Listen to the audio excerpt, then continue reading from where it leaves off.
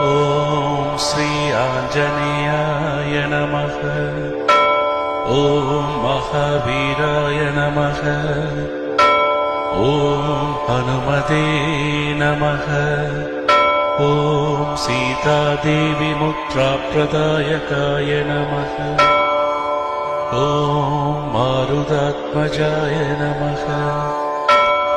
ॐ तत्त्वज्ञानप्रदाय नमः। ॐ अशोकवनिकाक्षेत्रे नमः। ॐ सर्वपन्तविमोक्त्रे नमः। ॐ रक्षोविध्वंसकारकाय नमः। ॐ परविप्लवाय नमः। ॐ प्रचौर्यविनाशनाय नमः। ॐ